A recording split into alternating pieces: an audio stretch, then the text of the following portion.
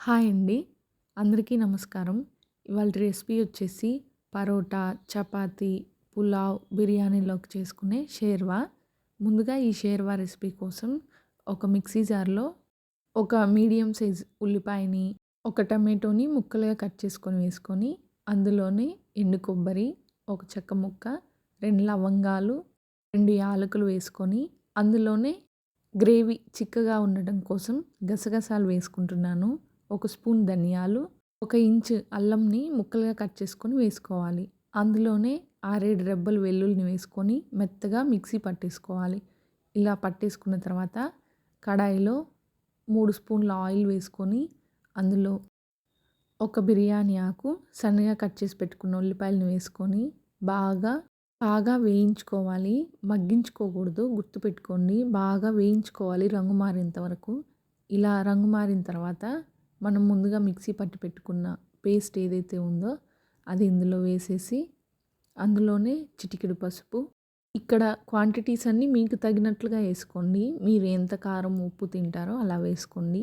నాకు సరిపోయినట్లు 2 స్పూన్ల కారం, రుచికి సరిపడినంత ఉప్పు వేసుకొని బాగా వేపుకోవాలి. ఈ పేస్ట్ అంతా పచ్చివాసన పోయేంత వరకు వేపుకోవాలి. ఈ పేస్ట్ అంతా బాగా వేగి ఆ ఆయిల్‌ని బయటికి వదిలేస్తుంది. అలా వదిలినప్పుడు మనకు పేస్ట్ అనేది బాగా మగ్గినట్లు అవుతుంది. నేను ఇక్కడ 2 పచ్చిమిర్చి చీలికలు, కొంచెం కరివేపాకు వేసుకొని ఇందులోనే మగ్గించుకుంటున్నాను. మీరు ముందుగా ఆయిల్‌లోనైనా వేసుకోవచ్చు. ఆయిల్‌లో వేసుకొని ఫ్రై చేసుకోవచ్చు. నేను ఇలా వేసుకుంటున్నాను. ఇలా వేసుకున్న తర్వాత బాగా వేపుకోవాలి పచ్చివాసన పోయేంత వరకు.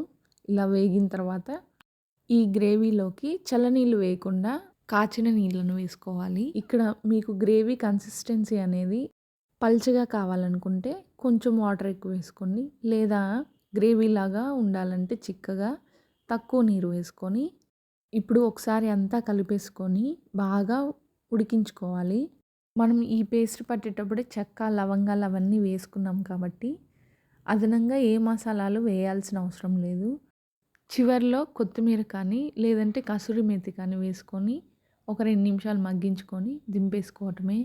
ఇంతేనండి. సింపుల్‌గా ఏమైపోదు. కాకపోతే కొంచెం టైం పడుతుంది. టేస్టీగా తినాలనిపించినప్పుడు టైం కేటాయించడం తప్పేమీ లేదని నేను అనుకుంటాను. ఇంతేనండి ఇవాల్టి రెసిపీ. మరో మంచి రెసిపీతో మీ ముందుకు వస్తాను. అంతవరకు సెలవు. Stay tune to Varalakshmi's kitchen.